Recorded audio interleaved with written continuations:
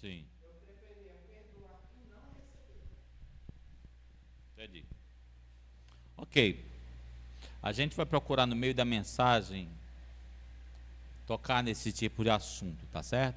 Nós estamos estudando esse texto de Mateus capítulo 18, verso 21 a 35. Vocês lembram disso?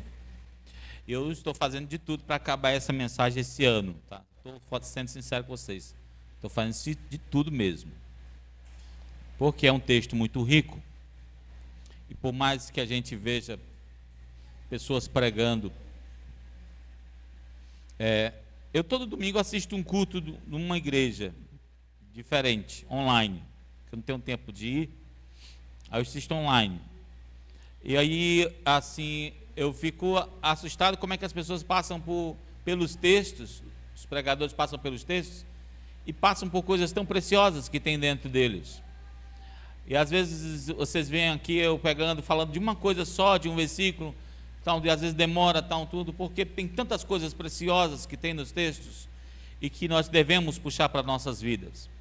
E nós não devemos passar por cima delas e nem ignorá-las, porque cada vírgula da palavra de Deus tem um significado para as nossas vidas. Vamos ler o texto?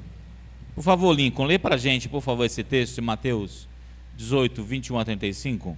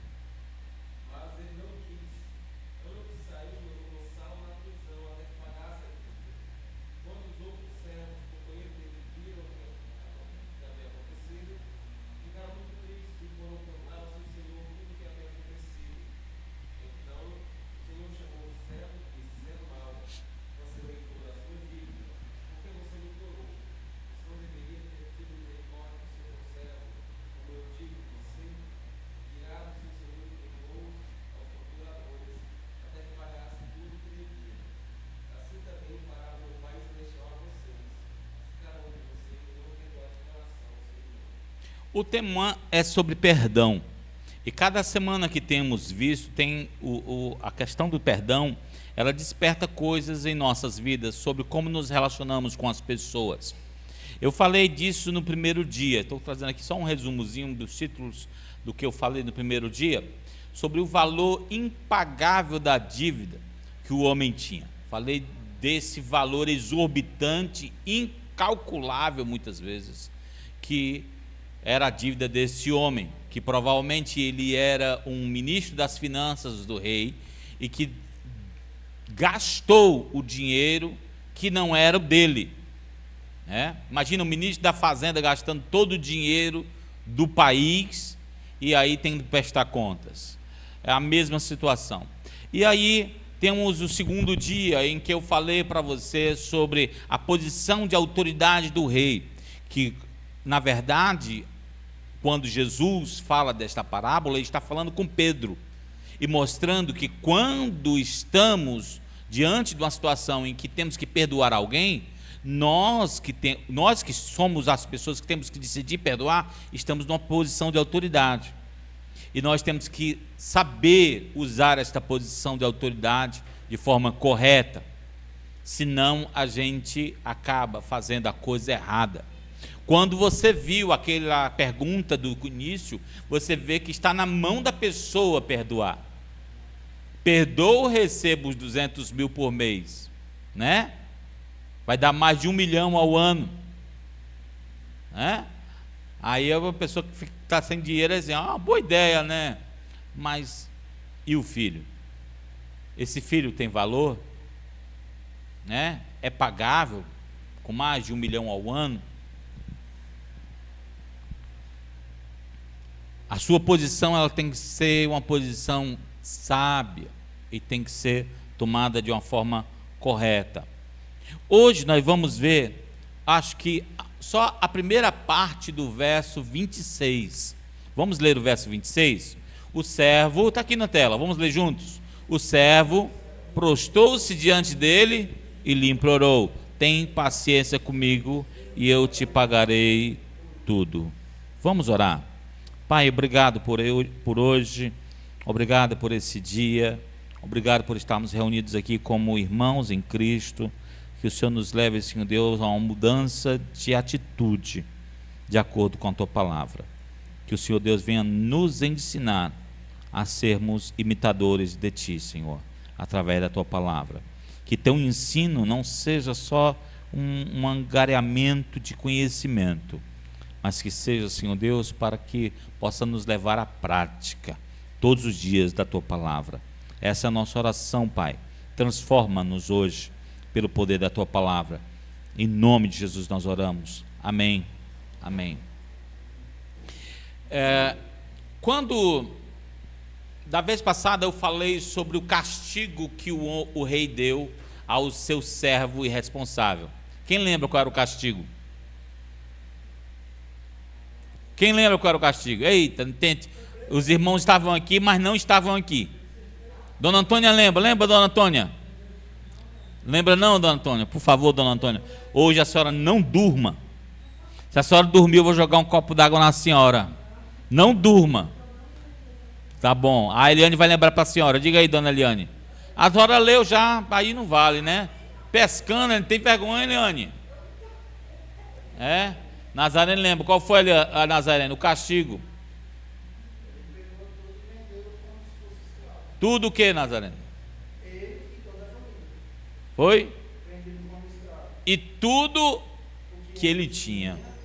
Não é isso? Resumindo, ele ia ter o que na vida? Ainda ia viver como escravo. O servo devedor, de acordo com esse versículo 26, ele está aqui assustado ainda, com o tamanho da gravidade do castigo que sobreveio sobre ele.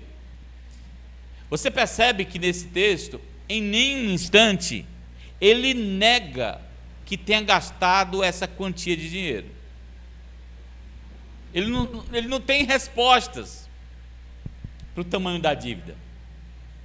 Entendeu? Ele não diz, não, gastei ajudando o povo, eu gastei restaurando o celeiro da cidade, eu gastei restaurando os muros. Ele não tem notas fiscais, ele não tem provas nenhuma de tudo que ele gastou. Porque pelo que percebe-se aqui, ele agiu como o filho pródigo. Quem lembra o que significa pródigo? Quem lembra o que significa pródigo? Não. Também. Não, né? Quem lembra, gente? Eliane lembra. O que é pródigo, Eliane? O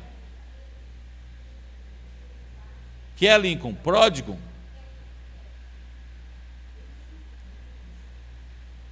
Bora, Rosinha, salva o povo. O que é pródigo, Rosinha?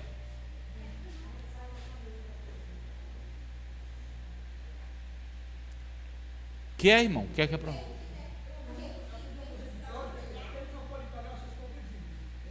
Não. Pródigo, irmão, é quando você pega o teu salário lá, né? E aí você gasta irresponsavelmente. Lembrem, pródigo é desperdiçador. Bota isso na cabeça. Pródigo é desperdiçador. Não é o que gasta, porque tem gente que gasta e gasta sem desperdiçar, né? Gasta investindo, né? Gasta com a família, mas é o que gasta desperdiçando. Não foi isso que a Bíblia diz em Lucas 15, né? Ele gastou com tudo que não devia ter gastado, né? Gastou desperdiçando. E esse homem agiu da mesma forma que o filho pródigo. Ele aqui é o ministro da fazenda pródigo, o ministro das finanças pródigo. Foi um cara desperdiçador. E ele desperdiçou provavelmente com ele mesmo. Com ele mesmo. Porque ele não tem saída para as perguntas do rei. Ele não tem saída para as questões. Ele nem se dá o trabalho de explicar como ele chegou em tamanha dívida. Ele não tem como explicar. E ele não oferece nada para tentar diminuir a dívida. Ele diz, eu tenho um carro aqui caro, eu tenho uma fazenda. Ele não oferece nada para diminuir a dívida. Por quê? Porque quando o rei disse assim, tudo que você tem, teus filhos, tua esposa, tua família vão ser vendidos, e você como escravo, o rei já decretou que ele não é dono de nada. Ele não tinha nada, né? Ele sabia que qualquer desculpa ou justificativa sua seria inútil, porque fazia parte do mau caráter dele. Fazia parte. Lembra do texto de Jeremias, aí no finalzinho? Jeremias 13, 23. Alguém lê, por favor? Jeremias 13, 23. Fala de um tipo de gente que não consegue mudar. Jeremias 13, 23.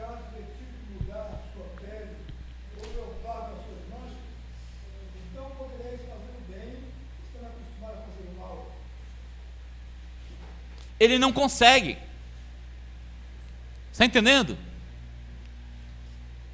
A Bíblia diz que ele caiu, no versículo 26, que ele caiu no chão, né? Que ele se prostrou e pediu que tivesse paciência com ele, que ele ia pagar a dívida. Fazia parte do jeito dele. Presta atenção nisso aqui, porque desse cara aqui, nós temos o DNA dele. Sabe aquele jeito de malandro de que tentar enganar as pessoas?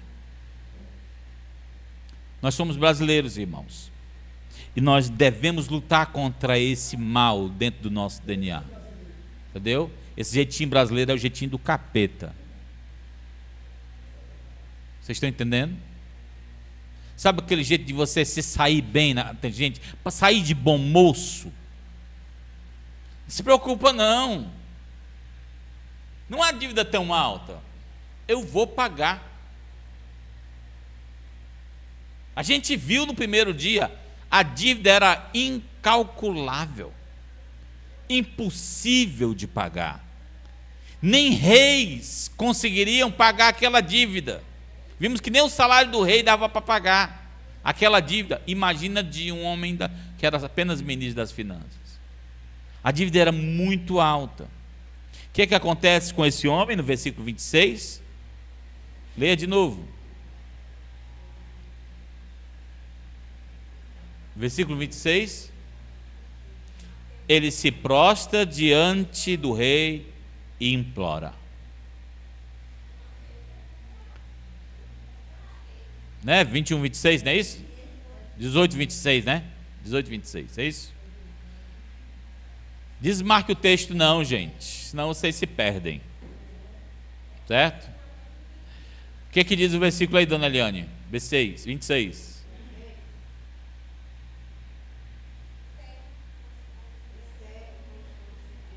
Ele prostrou-se. A tradução, ela é muito forte nesse texto. Certo? A tradução é muito forte. Diz que ele caiu logo de joelhos e implorou.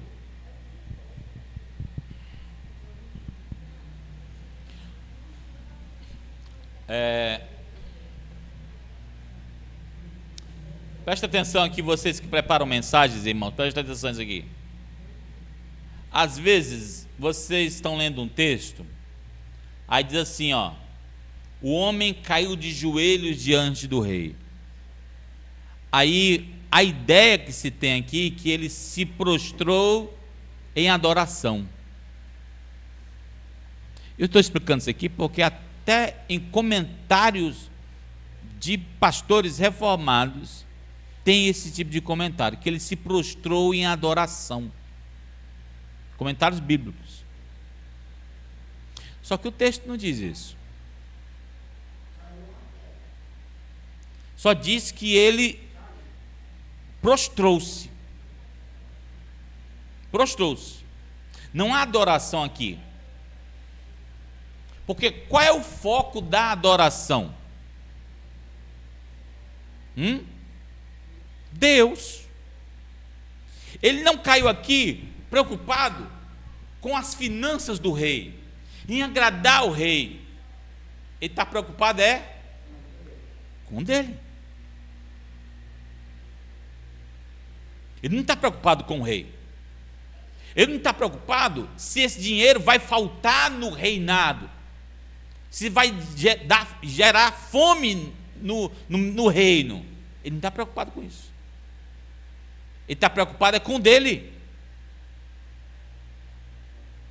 Vocês estão entendendo? Ele está... Aí, sabe, quando você não tem saída, porque o rei deixou ele sem saída.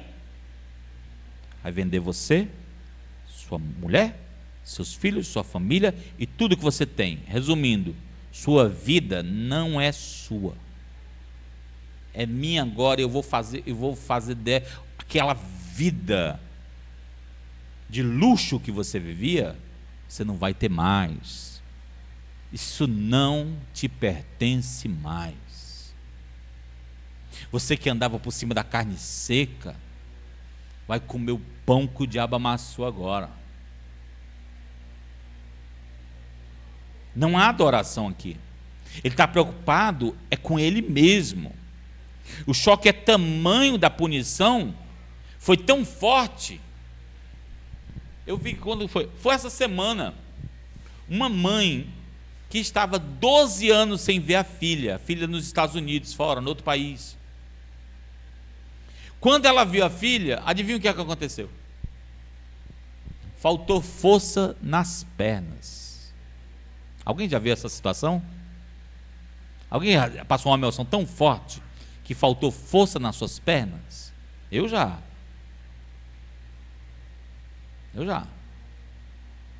Foi o que aconteceu com esse homem. O choque foi tão grande que faltou forças nas pernas desse homem. Ok?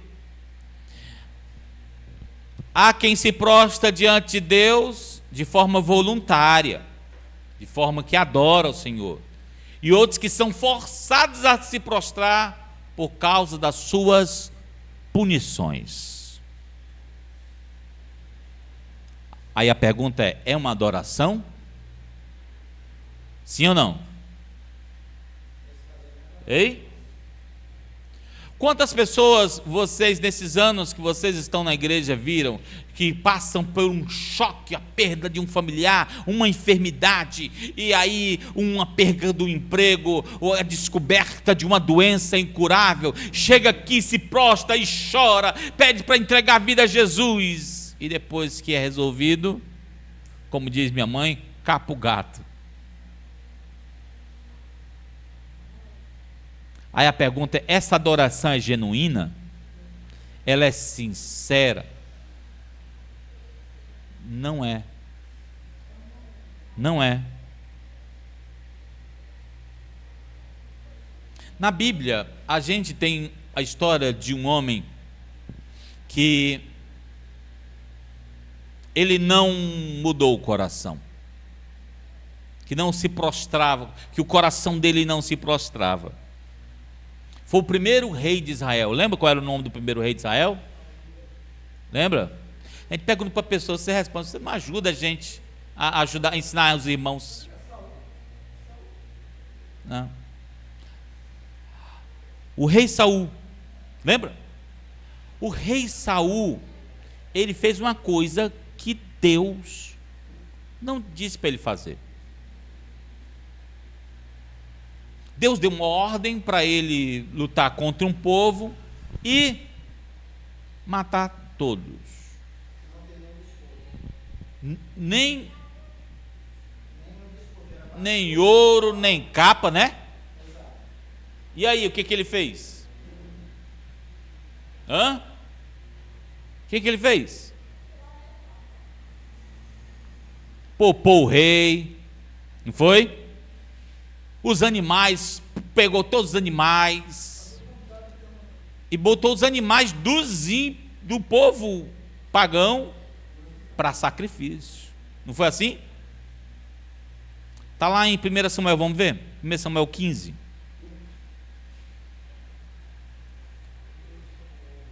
Quem lembra de 1 Samuel? Onde é que está? 1 Samuel 15, do 24 ao 30. Leia aí, Rosinha, para a gente.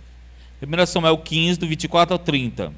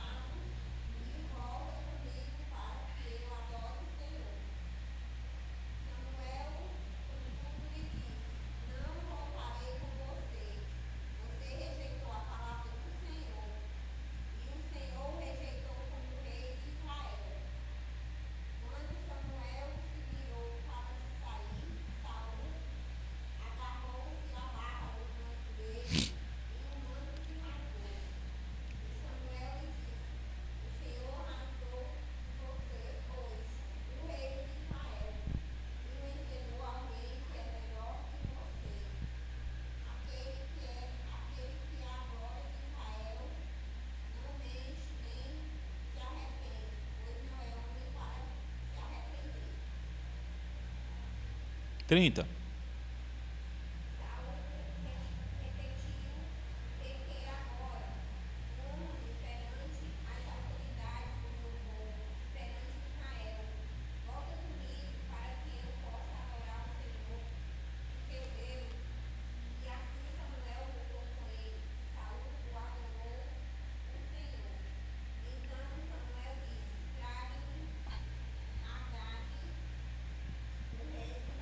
Até aí, tá bom, tá ótimo. Esse homem estava disposto a adorar a Deus? Ele estava preocupado com o quê?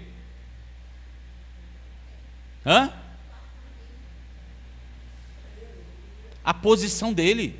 Olha o texto que a Rosinha leu. 30. Honra-me perante as autoridades. Quem está adorando, está querendo ser honrado, gente? Quem está adorando tem que se prostrar. E ele se prostra, ele chega a se prostrar diante do Samuel e puxa a barra da orla e rasga de tanto desespero. É isso que acontece aqui, sabe? Ele está desesperado, ele está vivendo aqui um egoísmo muito grande. Ele tem medo da rejeição, ele tem medo de perder a posição dele como rei. Ele encarou a realidade de que não era nada diante da autoridade de Deus.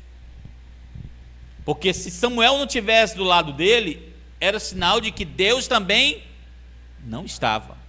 Quantos estão entendendo? E ele sabia disso. Ele, me honra aqui, ó. Eu quero ficar bem na fita diante do pessoal, das autoridades. Todo mundo vai me respeitar. Passa os panos aí na besteira que eu fiz. Samuel fez algo para agradar ao rei? Não. Foi o próprio Samuel que disse que obedecer é melhor do que sacrificar. Ele estava preocupado em sacrificar. Eu trouxe tanto boi para sacrificar, olha aí. Mas Deus não queria aquele sacrifício. Queria obediência. Somente obediência. Então, quando a gente olha o cenário de Saul e do devedor irresponsável, gastador, a gente percebe que essas pessoas estão se prostrando, mas não estão com seus corações inclinados, não estão arrependidos, eles não estão com o coração inclinado diante de Deus. O texto que nós temos estudado possui alguns objetivos. Vamos ver. Nos prostramos diante de Deus em adoração ou por interesse? A gente viu aqui situações que nós vimos no passado, que pessoas vinham, se prostravam, adoravam, oravam, gritavam, choravam, se desesperavam, mas apenas por interesse. A sua adoração é genuína ou por interesse? Você está preocupado com o quê quando você adora a Deus? Em ser bem visto pelas pessoas? Ou Deus vê você? Qual é o rei que é enaltecido quando nós nos prostramos? Quem é o rei? É o rei dos reis ou você se colocando como rei? Já viram aquelas mensagens em que as pessoas, no meio delas, aplaudam o Senhor? E é interessante, depois que eles dizem isso, aplaudam o Senhor, eles fazem.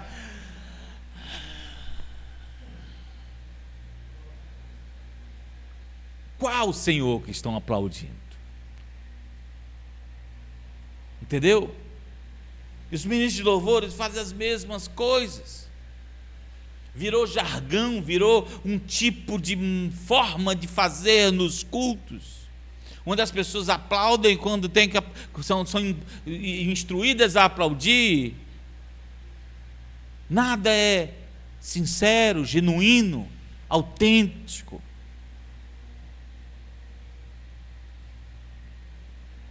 A palavra para adoração na Bíblia, em hebraico, é sachá.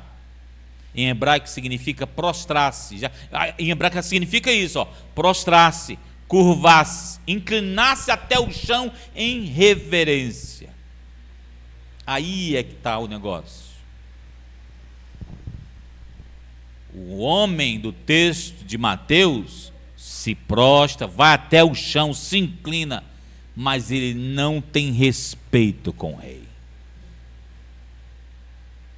Ele parece que tem respeito, mas ele não tem. Isaías capítulo 29, versículo 13, foi um texto que também Jesus repetiu, quando falava sobre essa questão de adoração falsa, que não é genuína. Veja aí, Isaías 29, 13.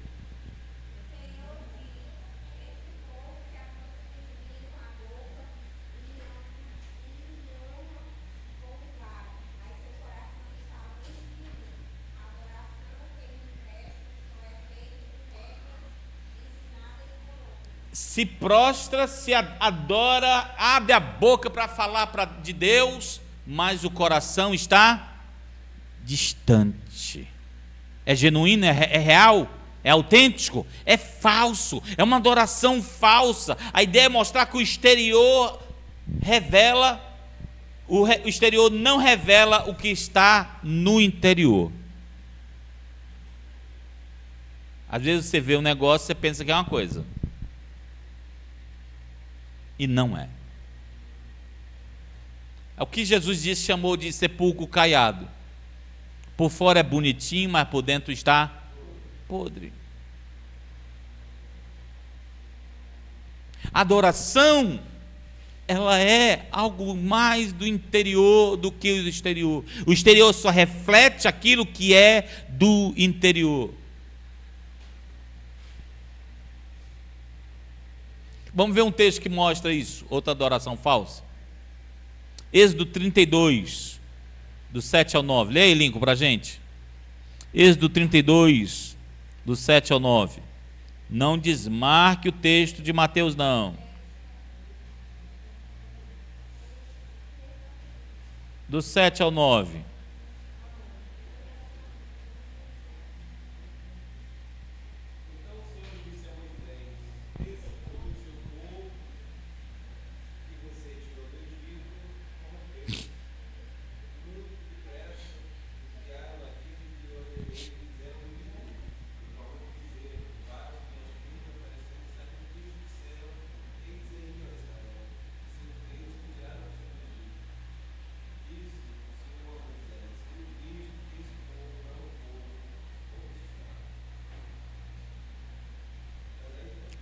Até o 9 só.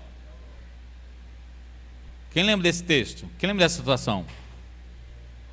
Moisés estava no monte, recebendo as tábuas da lei, não era, Nazareno? E aí Deus disse, rapaz, desce depressa. O povo fez bezerro de ouro. Você demorou, aí está demorando, a gente está demorando aqui na comunhão, a gente está conversando aqui, a presença está maravilhosa. E o povo, ó, se corrompendo. Tem uma tradução que diz que o povo se prostrou diante do ídolo. Vê se atua aí. Diz aí.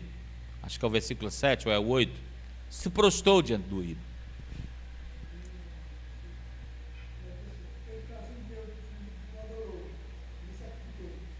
E aí diz adorou, né? Tem uma tradução que diz que eles se prostraram diante do ídolo. Olha só. Vocês estão entendendo? Geralmente a gente se prostra, olha só, olha para cá, gente, presta atenção. A gente costuma se prostrar diante daquilo que a gente dá maior valor.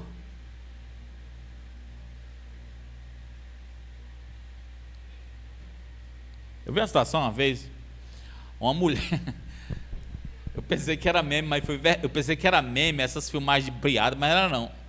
Era a mulher, pegou um carro de som, esses carros de... Como é que chama o negócio do amor? Loucura de amor. Pegou esse carro loucura de amor e disse assim, volta, Walter. Por favor, Walter, volta. Eu te traí, mas eu não gosto dele não. Já deu um fora nele, volta para casa, estou sentindo tanto sua falta. Volta, Walter, os meninos estão esperando lá em casa. No meio da rua, a mulher falando no microfone, nas caixas de som.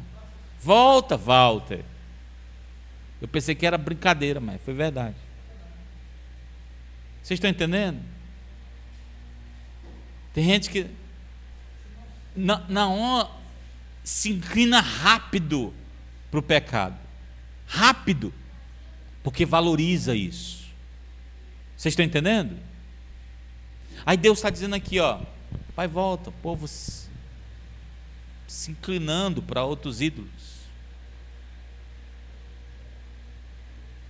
Nos prostramos de forma corrupta e desviada quando Deus não é o foco.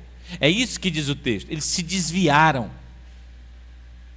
Quando Deus não é o foco, meu irmão, minha irmã, você está desviado. Quando Deus não é o foco na sua adoração, o seu coração está desviado de Deus. Sabe aquele negócio que você diz assim, ó, um dia, quem foi? Foi um elemento lá no Bom Jardim que até consagraram ele pastor. Ele é um rapaz tão novo. Aí, assim, a gente criou, bem dizer que criou ele assim. E ele, como diz assim, aquele menino malino desde pequeno. Quando ele cresceu, ficou adulto, ele chegou para mim, me encontrou lá no Bom Jardim, assim, eu vim conversar com o senhor. Aí eu, sobre o que, irmão? É porque eu estou na igreja ali agora, e aí preciso de uma carta de recomendação do senhor. Mas para quê? Porque vão me consagrar pastor, e aí querem saber quem foi meu pai na fé, e tal, tudo, eu preciso de uma carta de recomendação. Para quê? Para me ser pastor. Aí eu disse, meu irmão, se depender da minha carta... Eu disse, quem vai ser a ovelha doida que vai querer ser pastoreada por você, criatura? Você está maluco? senhor não vê condições de mim não ser pastor? Não, meu irmão, não tem condições. Já viram os pastores falando assim para as pessoas, os seminaristas? Eles precisam falar a verdade para eles. Deram um jeito lá de consagrar ele pastor. Roubou a igreja, já está na 4ª mulher.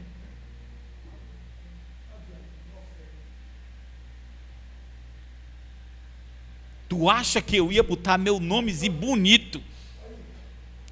A única coisa que a gente tem ainda limpo na vida é o nome, né?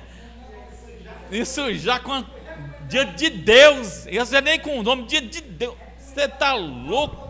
Não é? Você é louco? Vocês estão entendendo?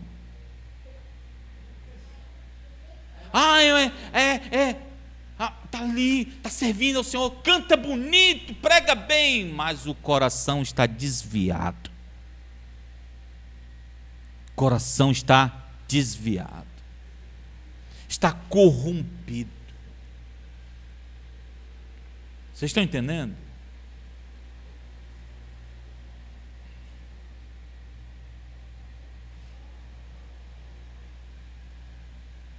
Qual é a preocupação de Jesus nessa parábola? Vamos voltar para a parábola de Jesus? Mateus. Primeira coisa é que o Senhor, Ele conhece os seus adoradores. O Senhor nosso Deus conhece os seus adoradores. E como diz João 4:23, não precisa ler, eu sei decorado, o Senhor é Espírito e importa que os seus adoradores o adorem em espírito e em verdade. São esses que Ele procura.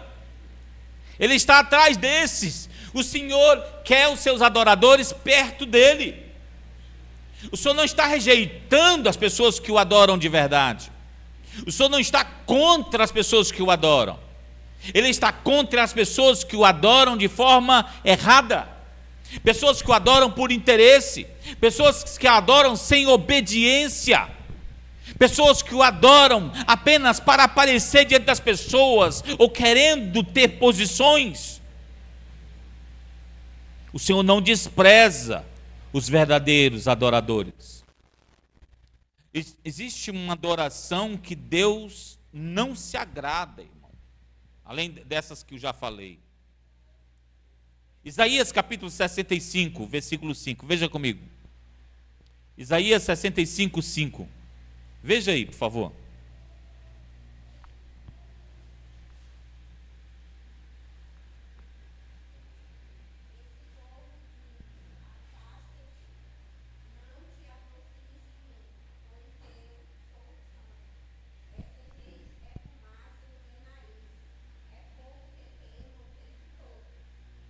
Deus está dizendo assim, ó, que esse povo está se achando santo.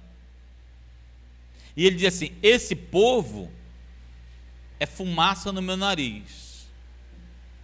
Vocês lembram, tinha um negócio que saía fumaça no templo, quem lembra o que era? O candelabro. O candelabro. E era colocado no candelabro aromas,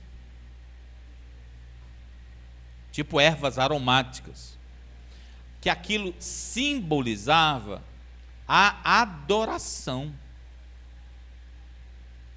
E tinha que a adoração fazer que nem a fumaça, subir até Deus como um cheiro suave, agradável. Não podia ser como fumaça de pneu queimando.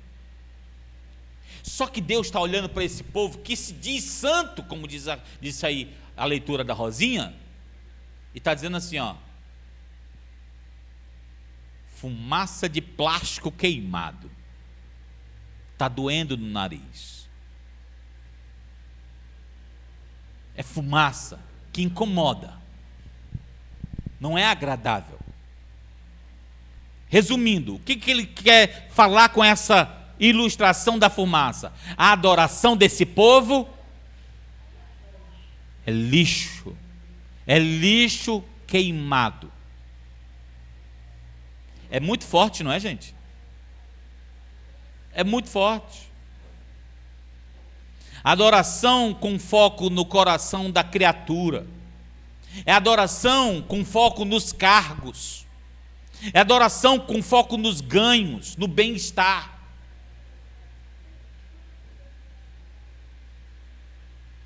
Até as letras das canções estão falando só do bem-estar, de você ganhar, prosperar. Essa adoração é o que Deus está falando aqui. Esse povo está se achando santo, mas só que a adoração deles sobe como plástico queimado, fumaça de pneu. Porque não tem arrependimento, não tem coração sincero, não tem mudança de postura. Ainda em Isaías capítulo 29, versículo 13, veja aí, acho que a gente já leu, né? É o texto que Rosinha leu, não foi? 29, 13. Me adoro, mas o coração está... Vamos ler de novo, mais uma vez. Isaías 29, 13.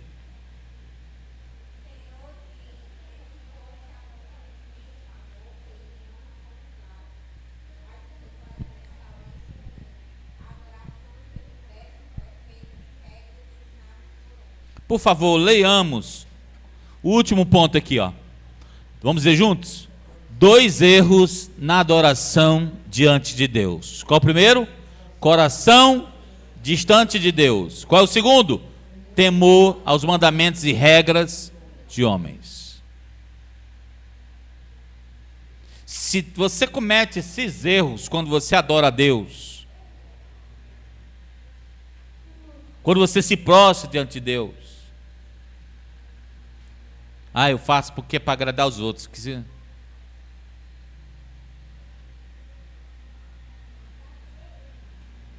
Irmão, esse negócio da adoração é tão sério que Jesus diz assim, ó, até sua oração, se ela for repetida demais, sempre a mesma coisa, isso não isso é péssimo. Entendeu? Você sabe por que uma das coisas que mataram Jesus, quiseram matar Jesus? Porque a forma da adoração que Jesus ensinava era diferenciada. Você sabe como é que é a oração do judeu? Não é oração, é reza.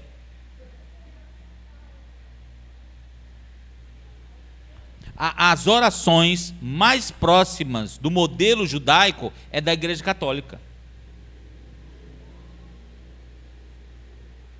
Por isso que queriam matar Jesus, porque Jesus ensinar, a primeira coisa que Jesus fazia, quando você for orar, ora assim, ó, Pai nosso que está no céu. Gente, começar a oração do judeu sem chamar o nome do Senhor de Adonai era um insulto. E aí Jesus vem de uma forma tão íntima e pessoal, Pai nosso que estás nos céus. Vocês estão entendendo? A pessoalidade, a genuinidade, a simplicidade que Jesus leva as pessoas na adoração diante do Senhor. Aí Jesus ainda diz assim, ó, se tu for oferecer uma oferta e lembrar que tem um problema com o teu irmão, resolve lá, resolve primeiro, porque Deus não vai receber aquela oferta. Nada que você faz para Deus, você tendo algo contra alguém, Deus vai aceitar. Por quê? Às vezes você faz coisas por temor à regra dos homens, mas não tem temor a Deus. Às vezes você faz coisas para aparentar que tem um coração ligado a Deus, mas seu coração está distante de Deus.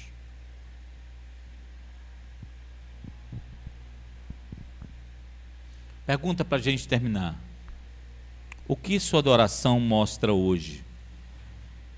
O que a sua adoração revela? diante de Deus. Que você é um religioso, que você é uma pessoa que se arrependeu, que está mudando dia após dia. Que sua adoração mostra. Baixe sua cabeça, feche seus olhos. E se você quiser hoje se prostrar diante de Deus como nunca antes você fez, faça isso agora. Se você quiser hoje adorar o Senhor com o coração arrependido, faça isso agora.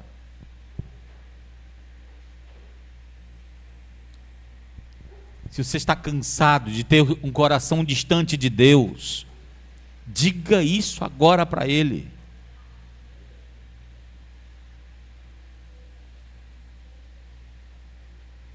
Se muitas vezes o louvor da tua boca, as tuas orações, não revelavam um coração ligado a Deus, íntimo de Deus, diga isso a Ele agora. Diga: Senhor, me perdoa. Me perdoa.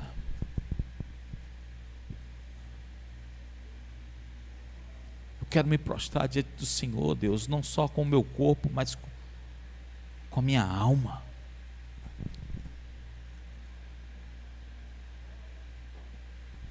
Muda o meu coração. Faça o que a gente cantou hoje, sonda meu coração, vê se há em mim algum caminho mau. Guia-me pela vereda da justiça, Senhor.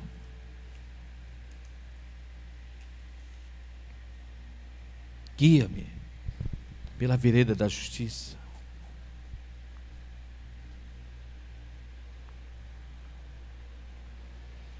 Vou pedir que duas pessoas orem, uma pedindo perdão a Deus por todas as vezes que essa igreja